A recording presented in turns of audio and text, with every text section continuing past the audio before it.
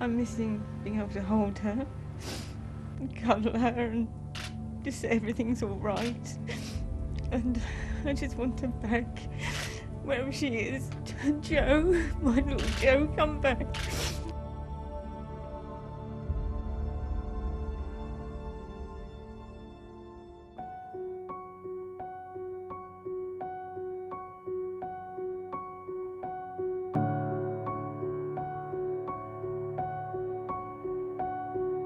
How does a woman just vanish into thin air? And for 8 days we did not know what had happened to her.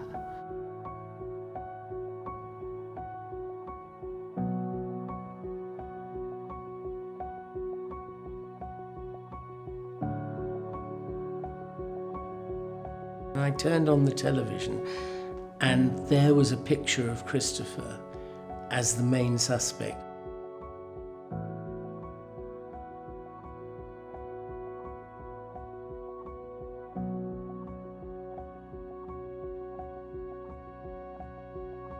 Emotionally, it had the effect almost of a physical knockout blow. He was suspicious because of the way he looked and behaved at the time. I don't remember looking around and thinking, well, it could be X, Y, or Z. I don't think we had any other suspects to pinpoint. It became a mystery. I worked for the police for 12 years. I've never experienced the kind of pressure that we experienced during that case.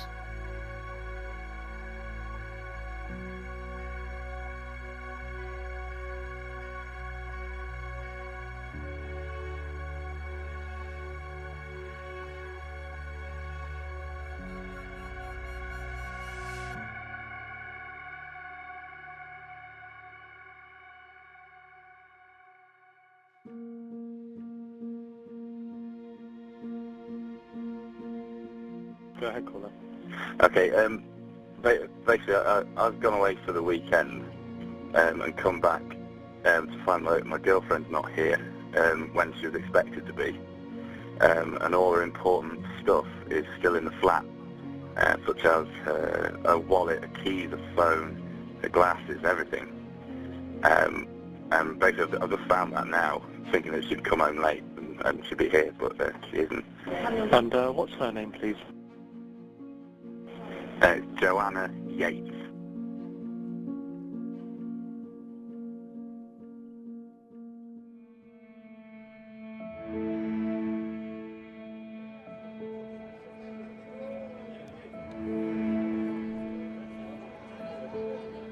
Joe, after work, goes for pre-Christmas drinks with friends, work colleagues at the Ram Public House, which is on Park Street in Bristol. Doesn't stay that long.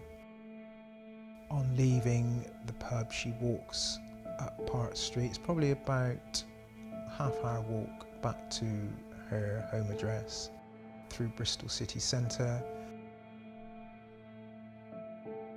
She goes into a shop where she doesn't buy anything.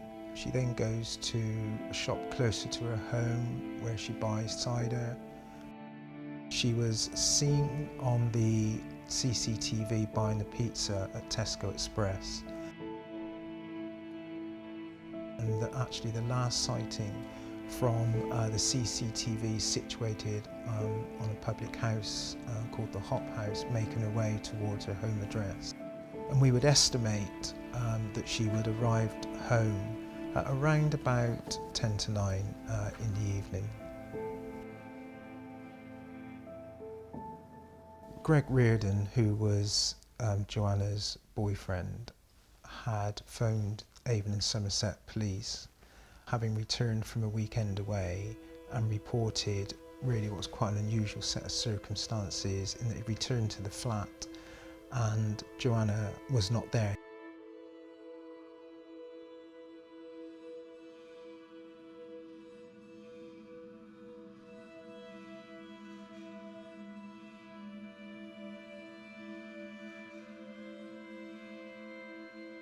Their cat appeared not to have been fed or been let out, and when he phoned her phone to see where it was. Her phone went off in the pocket of her coat, which was hung up in the hallway. And when he went to check, there was also her house keys. Where Joanna's flat was situated was very close to the Avon Gorge. That was obviously a focus for us. We called upon the expertise of a local cliff rescue team with thermal imaging equipment, all to establish whether we could find Jo and whether she'd just gone missing locally. How does a woman just vanish into thin air? No one knew where she was, and all we had of her was just the pieces that we could pull together from the CCTV that had been released by the police, and it just seemed to make no sense.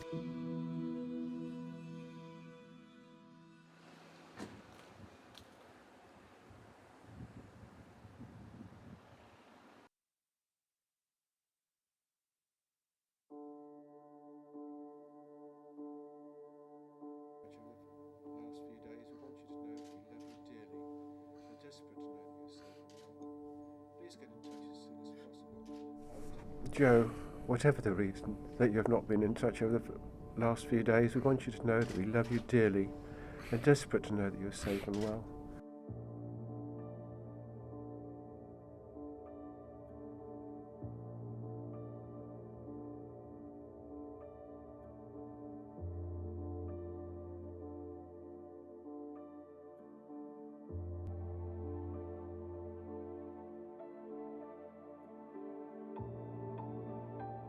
She was a person who had a stable family background, a stable relationship, a very bright future ahead of her, and her disappearance was completely out of character. And I think that, coupled with the approach of Christmas, that's what really sort of started to get everyone's attention. The abundance of police officers both in and around Jo's flat give the sense that this is a major crime scene, when in reality, 5 days after she went missing, the police are still treating this as a missing persons inquiry. You've got what has now become a story of national interest. So there are journalists from all the major broadcasters, all the major newspapers, the agencies. There are teams of journalists in effect now operating within Clifton to try and understand what has happened here. We would expect somebody who'd gone out to have taken warm clothing, and you would normally expect someone to have taken a means of communication with them. If they had gone very far, you would expect them to have taken their house keys with them, and you would have expected them to have taken their purse with a means of payment for wherever they were going. And all these things were in the flat.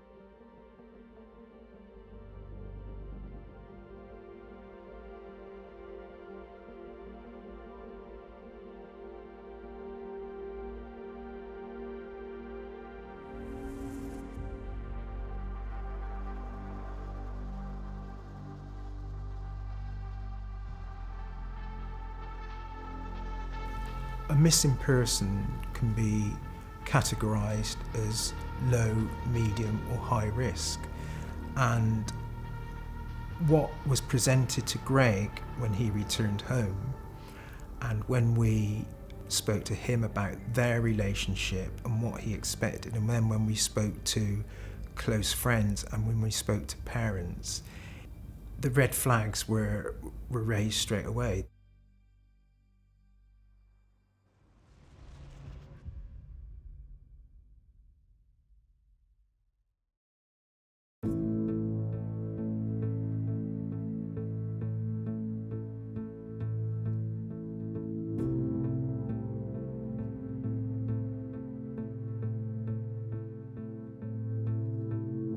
This is a picture of her daughter when she had her graduation.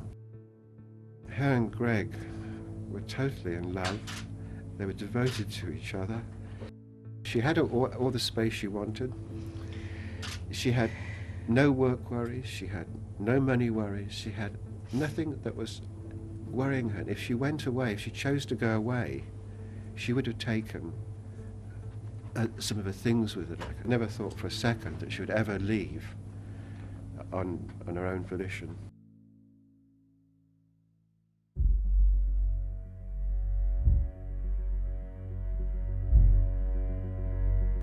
What do you think has happened to Jo? I think, my personal feelings, I think she was abducted from a flat after getting home from a flat. We've got no idea of the circumstances of the abduction, but because of what was left behind in the flat, we feel that she wouldn't have gone out by herself, leaving all those things behind. And if anybody's got her, don't keep her, give her back to us. We miss her so much. I know that's obvious, and nobody can feel the pain that we feel.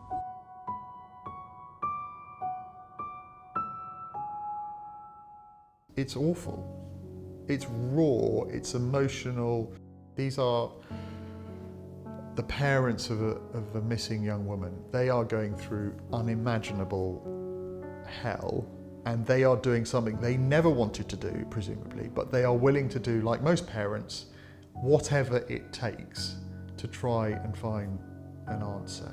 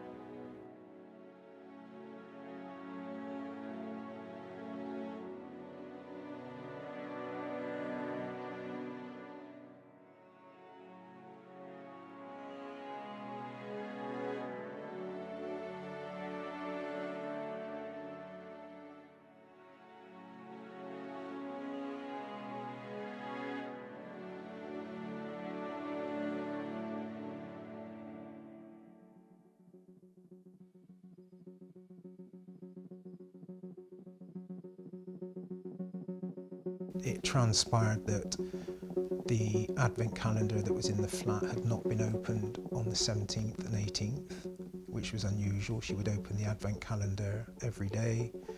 Her cooking apron was on the floor, which was unusual for it to be there. We had the CCTV where we know that she'd been to a couple of shops before returning home, and that she'd bought some cider and she'd bought a pizza. The pizza receipt was there, so it would appear that she had actually returned home with the pizza. The bottles of cider were there. One was opened with just what would appear to have been a sip missing from there. This seemingly innocuous transaction may be crucial in the hunt for Jo Yeates. The Tesco security video is the last known sighting of her. It is vital because the receipt from this purchase was found at her Bristol flat, but there is no sign of the pizza or its packaging. You just don't know what's going on. She bought a pizza. Well, what happened to the pizza? Was it in the flat? Did she eat it? Did someone else eat it? Was she mugged on the way home? There are a million questions, but you kind of have to ask those questions because you have to be able to rule them out. More or less at the same time that Joanna would have returned home, there was a party across the road at a slight angle at number 53 in one of the flats.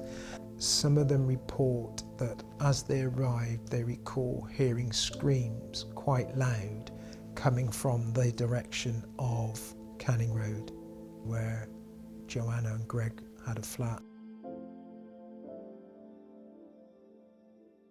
So in the very first instance, we had to eliminate Greg as a suspect, and that was done quite quickly. We were able to show that he travelled, as he said he did, to see his family in Sheffield, and that he'd stayed there for the weekend before travelling back. His family up there would have been able to corroborate the fact that he spent the weekend with them, and I believe that we were able to get CCTV from the service stations that he stopped with on the motorway. The next steps that we would have taken would be to conduct house-to-house inquiries, so speaking to neighbours, people in the area, to try and establish whether they had seen Jo when they did actually last see her, or indeed whether they'd seen anything that was suspicious that was out of place for the area. The officers who work on the major investigation team, they were going up to Canning Road and they were unhappy with Christopher Jeffries, his behaviour and the accounts that he was given. Well, in that first statement, I confirmed that I had arrived back at the property at about 9 in the evening. I'd been to the gym and parked the car in the road, walked up the driveway into the house, and then spent the rest of the evening in my flat.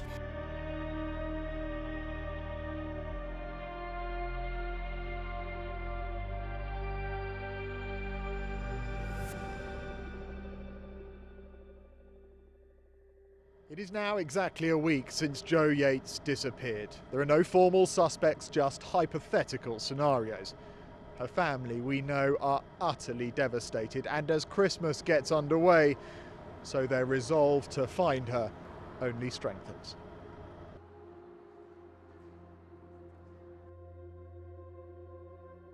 As the days moved on from the moment of disappearance, heading towards Christmas with no answers to this mystery, no one wants to rule out the possibility that she might reappear, but you know deep down that this is not going to end well. So Christmas morning, the team were in the briefing room and I proceeded to conduct a briefing, and we were made aware of a phone call that a couple walking their dog had seen what they believed was a body in Longwood Lane.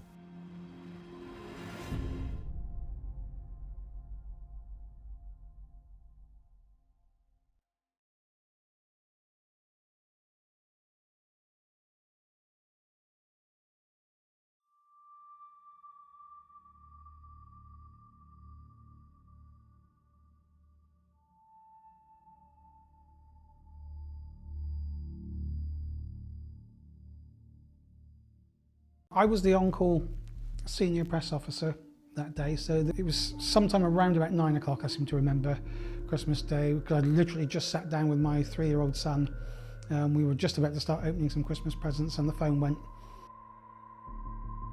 And I was told that the senior investigating officers requested my attendance in Longwood Lane because we have found a body.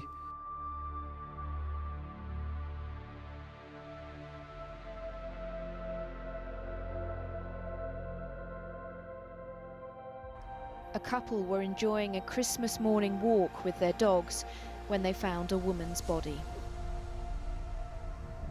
I think it was the fact that some of the items of clothing showing through the snow that alerted the couple who found her to think that there was something not quite right about it, but I think you could quite easily have driven past it.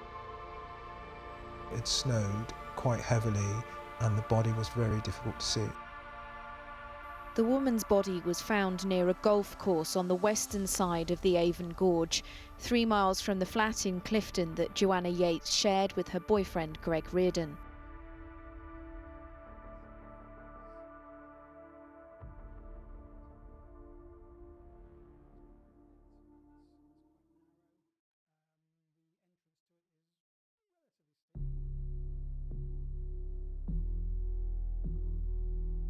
The body was on a grass verge at the side of the road. Grass verge was probably no more than a metre wide. It was covered in leaves and snow. There was a wall of 4 or 5 feet, and on the other side of the wall was shrubbery, trees, and then down to the quarry.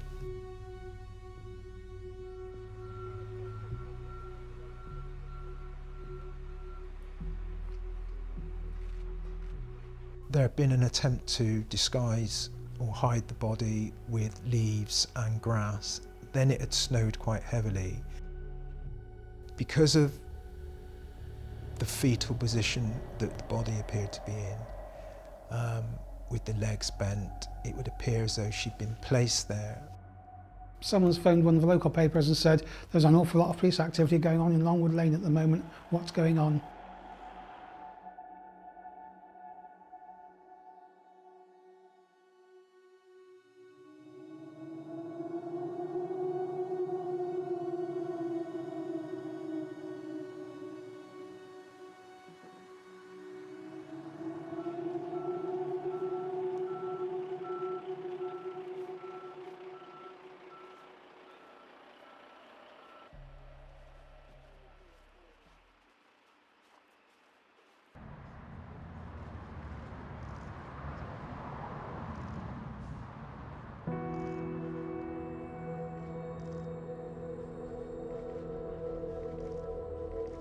It's extremely upsetting, it's extremely distressing. It's, you know, I had a job to do and had to support the police officers in what they were doing, but I can't imagine many things worse on Christmas Day as a parent than being told, we've found a body and we think it's your daughter.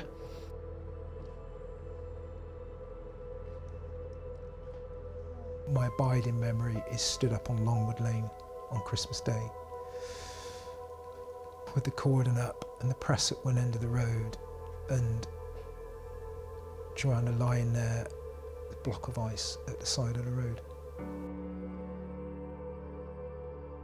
That was really, really sad, you know, and like any day of the year, it was Christmas Day. I think that drove us all, you know, to let, you know, we've got to find out who did this.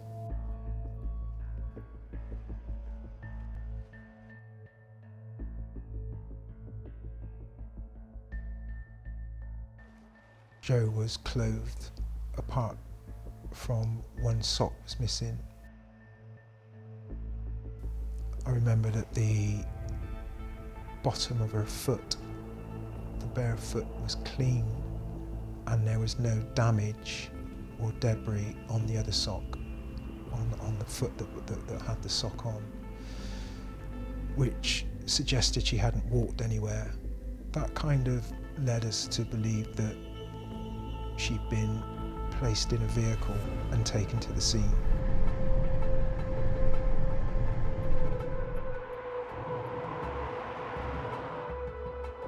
The crime scene manager decided that he wasn't going to put a tent over the body because he considered that it would raise the ambient temperature, and there was a possibility that then the snow would thaw and would flush away a lot of the trace evidence that might be present.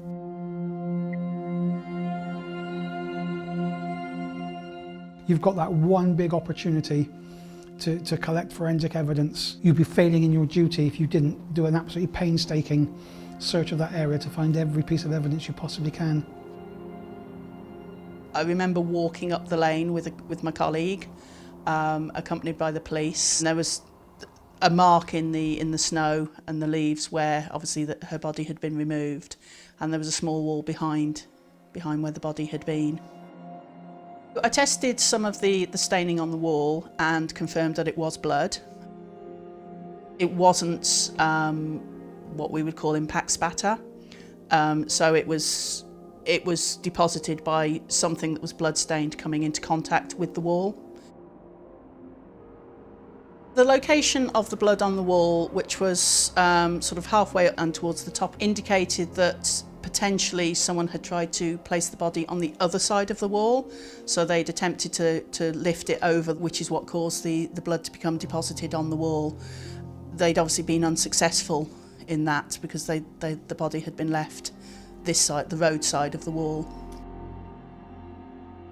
If the body had been placed over the wall, I think it would have been a lot longer before it had been found, and obviously then it would have made the investigation a lot more difficult. Joanna's body was frozen, so it was a challenging recovery, but DNA was found on the back of the knees of the jeans and the fly area. So that was something that came up as an area of interest right away, because it was not just her DNA and actually not related to her boyfriend. So in addition to that, there was some swabs from areas of her bare skin where there was some foreign DNA. The crime scene manager said that's where she's been held, because it's where the hands have held her and placed her there on the grass. It wasn't until a couple of days later, when the post-mortem results came out, that we did a press conference to say that this is now a murder inquiry and that there's a killer out there.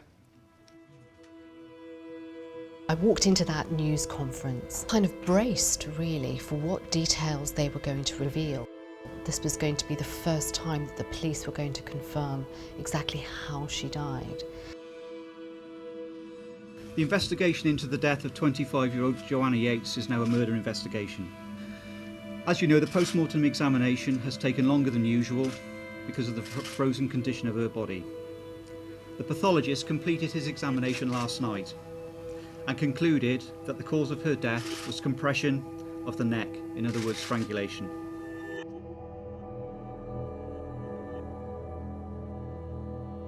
The change was in name from missing person to homicide inquiry, because we were already geared up to run a homicide inquiry. We had a major incident room running, we had action teams, we had forensic teams.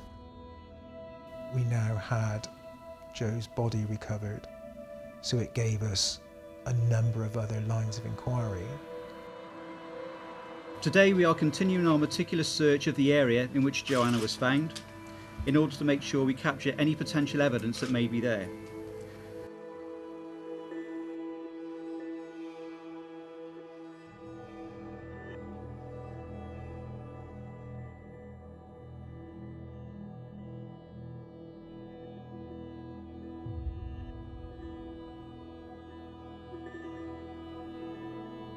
It had become something far, far more serious, far more sinister.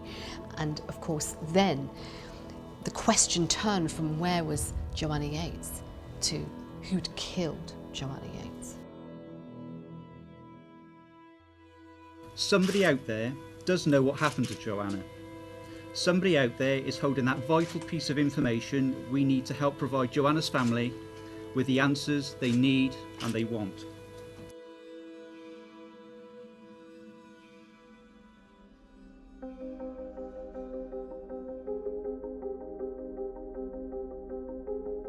We had to work out who'd done it, who'd killed her, and who'd taken her to the scene, and whether that was the same person. And we felt that it was someone that Jo knew. We felt it was someone that she was happy to allow access to her flat. We felt it was somebody who knew that Greg was away for the weekend. And we felt that it was also somebody who had access to a vehicle.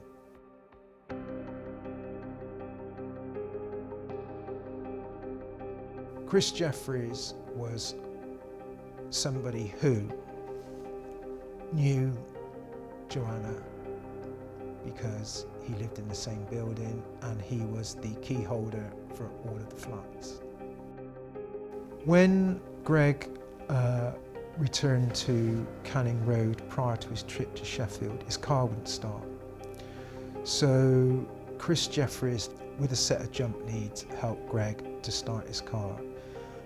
And it would have been natural to have assumed that he knew that Greg was going away for the weekend and that Joanna was going to be on her own at home.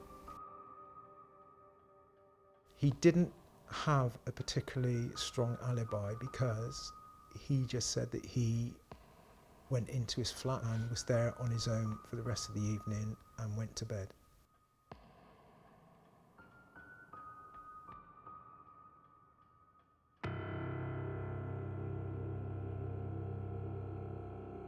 I gave two statements to the police, one which contained all the detail that I remembered at the time that I was talking to the detective. Subsequently, I did recall that I had been coming back to the house that evening, and that as I was walking up the drive, I seemed to be vaguely aware of somebody, or perhaps a couple of people, perhaps more, walking down the side pathway away from the house. I didn't give it a second thought, which is why it hadn't occurred to me when I was giving my initial statement to the police. When I rang the detective to tell him what I had remembered, I was slightly struck by the tone of voice in which he responded, which I suppose I might describe as being of slightly exaggerated interest. The police view of that became not that I was trying to be as helpful as I possibly could, but that perhaps I was attempting to deflect attention away from myself.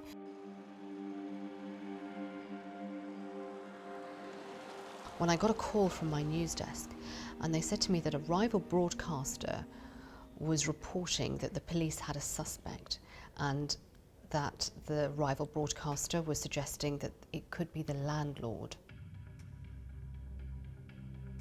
And from the corner of my eye, I could see quite a distinctive man walk across the road. I happened to be leaving the house to go out shopping. Could that be the landlord that they're talking about? I was confronted by this barrage of journalists wanting me to give some further comments, which I refused to do. Are you able to give us any detail of what it was you told them? I'm afraid not, no. Anything that I have said to the police, and I'm not prepared to make any comments to the media.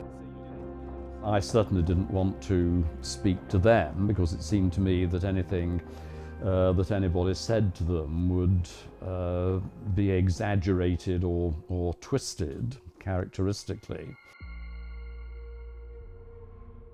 It was the intrusion and the harassment and the insensitivity of their presence which particularly concerned me. I remember that when I got back that evening, I was pretty much a prisoner in the flat, or I felt I was pretty much a prisoner in the flat. And the phone kept ringing with journalists wanting comments. Christopher Jeffries fitted the criteria that we set for a suspect. He was right up there. Early on the morning of the 30th of December, there was a knock on the door of my flat. So I got up and went to the door and asked who it was, and the reply was that it was the police. I opened the door, at which point they announced that I was under arrest on suspicion of the murder of Jo Yeates.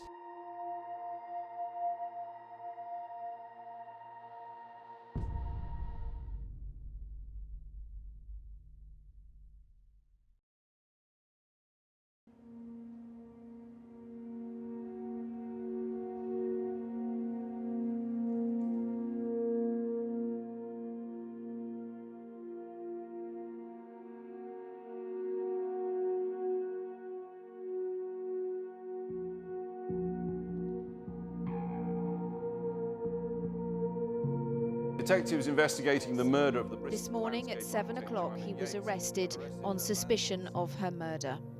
Yesterday. That came as the most colossal shock. It was the emotional equivalent, I think, of a physical knockout blow, because emotionally it was quite numbing. And I remember that the only thing that I said was, could I make a telephone call? Their reply was no, I wasn't allowed to make any telephone call. I would be able to make a telephone call at the police station. I should get dressed, I should not take anything with me, and that was that. I was driven off in the police car, and everything else then happened from there.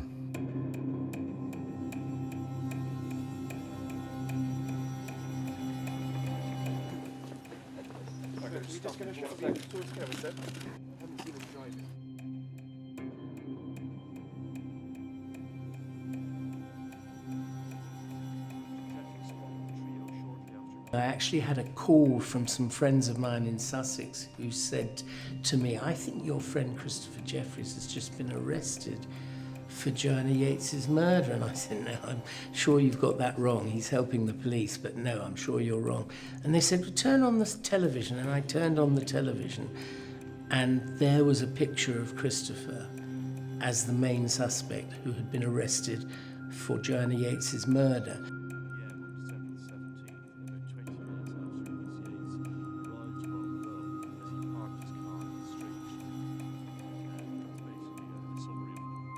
Well, it is a serious distortion of what I said to the police, and I have no further comment to make, because that is almost certain itself to be distorted.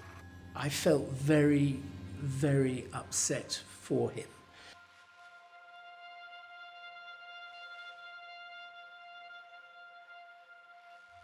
I rang a friend of mine in London who was an eminent QC specialising in defending murderers. I said, my friend Christopher Jeffries is in a spot of bother. And of course, as soon as I said the name, my friend in London said, yes, he is in a spot of bother. I'll get back to you. And within 10 minutes, my QC friend had called me back with the name and address of the police station where Christopher was being held, the name and phone number of the desk sergeant. And my friend said to me, you call that desk sergeant now and you say that you have organised a defence lawyer for Christopher who's on his way from London and will be there in 3 hours. We don't arrest people for the sake of it. When somebody's arrested, you have to have grounds for the arrest. And when you take them to the police station, you have to satisfy the custody sergeant that the arrest is lawful. The only circumstantial evidence that the police had were, first of all, the fact that, by my own admission, I had arrived home on the evening in question at about the same time that Jo had got back to her own flat. The fact that I didn't have a witness alibi for what I had done during the rest of the evening, because I had been alone in the flat. Later on, it also emerged that there was CCTV footage of a car not dissimilar to mine driving across the suspension bridge.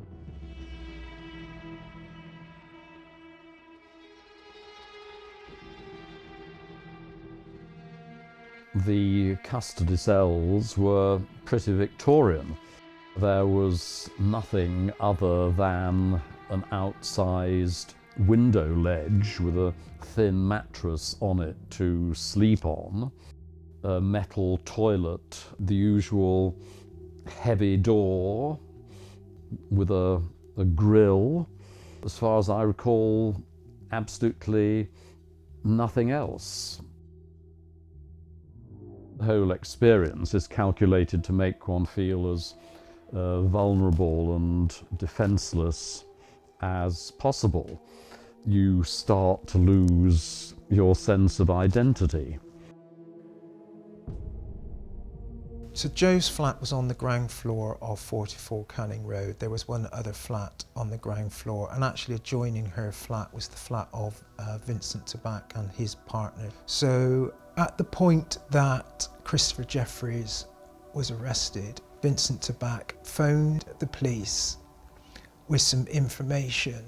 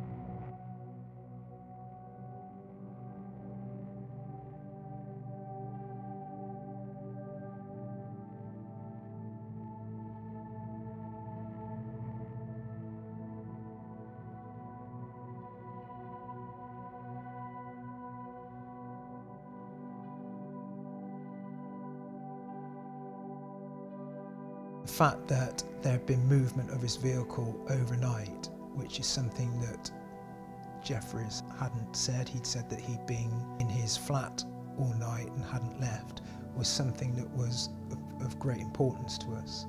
And we needed, whilst Jeffries was in custody, to get that recorded in a statement. It was 3 days of pretty intensive interrogation. They tried to pick me up on anything which seemed as if it might be a minor inconsistency in what I had said, but I had to take them through everything that had happened in the lead up to the discovery of Jo's body. During the day, there has been more police activity inside the building housing the flats of Joanna Yeates and Christopher Jeffries. I got a phone call and they said, "We found a pair of trainers hidden underneath one of the kitchen cabinets, and we think that there's a spot of blood on them." So, with everything else, got Christopher Jeffries in custody, and we've now got what appears to be a pair of trainers hidden underneath the kitchen cabinet behind the kipboard, which a presumptive test showed had a spot of blood on, which was the basis of our warrant of further detention, because we needed to get that fast-tracked and see if we could get a profile from that spot of blood.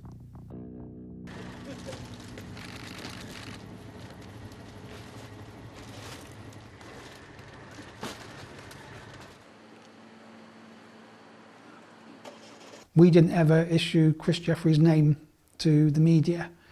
The media, of course, have their own ways and means, and very, very quickly got wind of the fact that it was Chris Jeffries.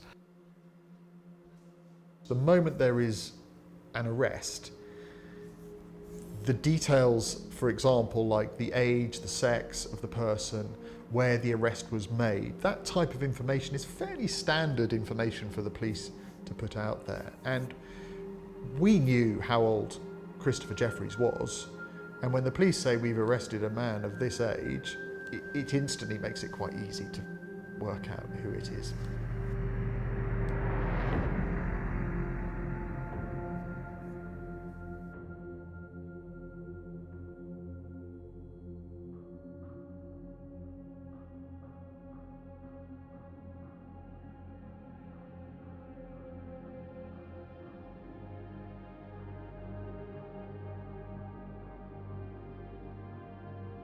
She was a pretty young woman.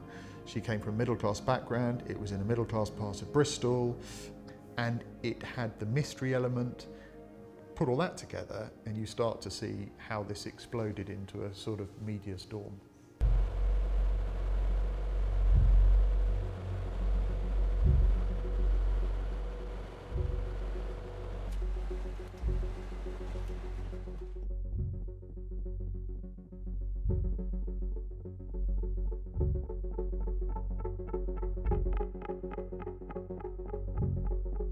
Really malicious and unfair.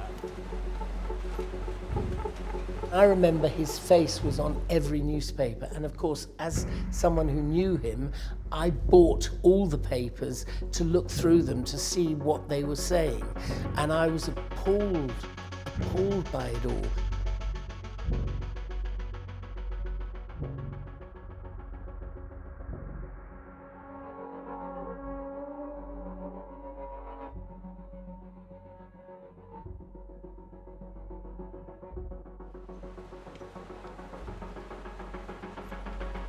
It was incredibly damning stuff. You know, they painted him as a weirdo, as a sort of a strange character. It's almost like they wanted him to be the killer of Joanna Yeates. The way the media dealt with Chris Jeffries certainly affected the police. There was a mixture of anger and disbelief that they could do this, and they could say and think that they could say the things they did. Chris Jeffries was tried and convicted by the media long before we even got around to properly interviewing him, really. We did what we did because it was the right thing to do. What transpired as a result of that, we never intended for that to happen. We didn't want Chris Jeffries to be made, public enemy, number one. Your suspicion as a journalist was, well, they clearly think that this individual is a person of interest, a genuine suspect. So presumably, you're thinking this is a man who may have murdered Joanna Yeates. It is very exhausting. It is quite stressful. They did become more insistent. They did try to suggest to me that everything that I had been saying had been to try to disguise the fact that I was actually the murderer, and that I had, on that particular evening, gone to Joe Yates's flat, and that I was responsible for what had happened.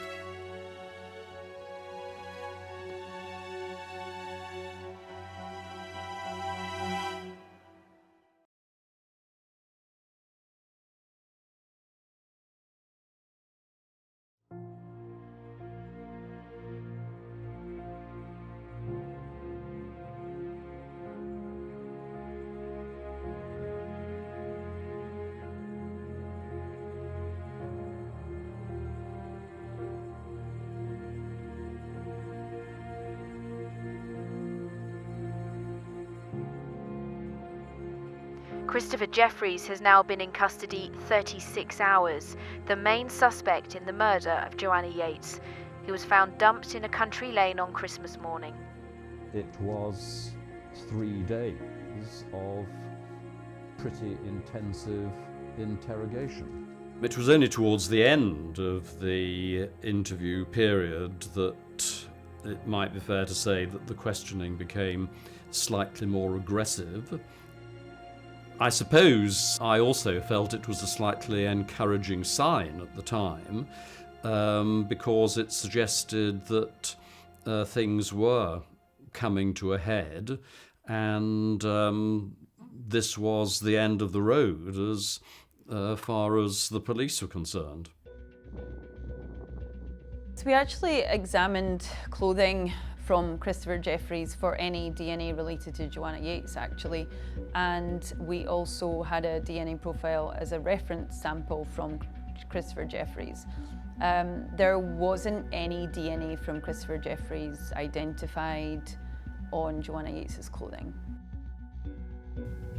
We then got a call to say that Christopher Jeffries' DNA was not a match for the mixed profile that we'd had from Joanna Yeates.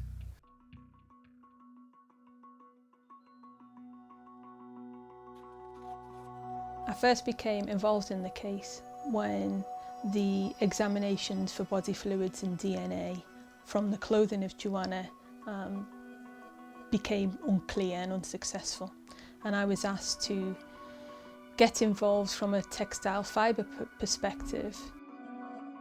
We prioritised looking at different corners of the boot, because had Joanna been in that boot and was transported in the vehicle, she would have moved from side to side and up and down.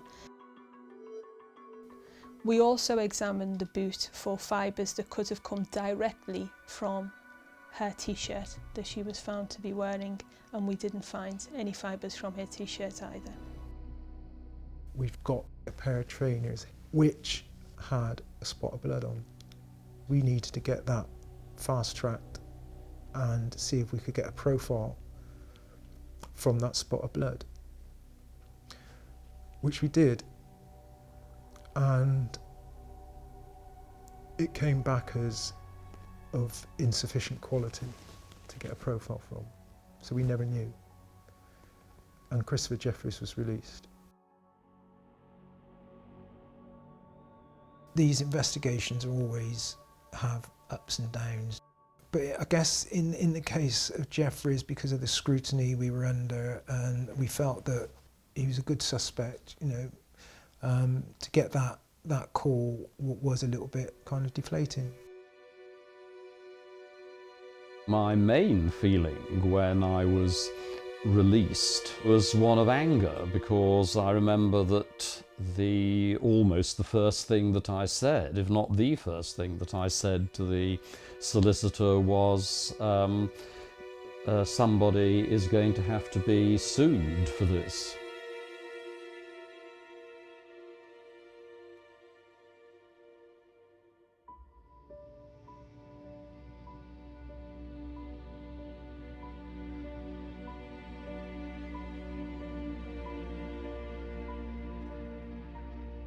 Christopher Jeffries is released, and you're thinking, well, let's assume for the moment it really isn't him and the police don't have any evidence on it, then who is it? And I don't remember looking around and thinking, well, it could be X, Y, or Z. I don't think we had any other suspects to pinpoint. It became, again, a mystery.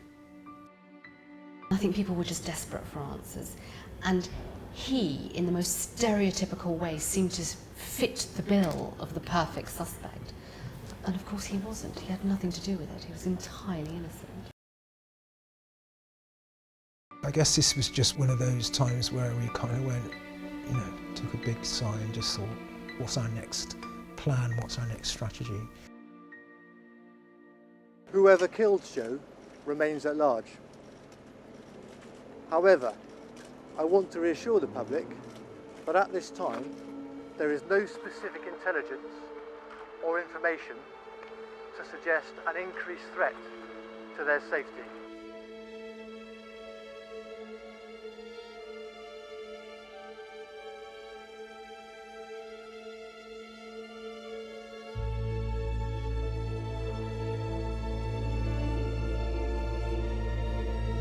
We got the phone call saying, is Vincent Tabak of interest to you? Very quickly, you know, we got a certain degree of a rush, if you like, because we were informed that he was a match for the combined profile that had been found on Joanna's body. Vincent Tabak then became our #1 suspect for the murder of Joanna Yeates.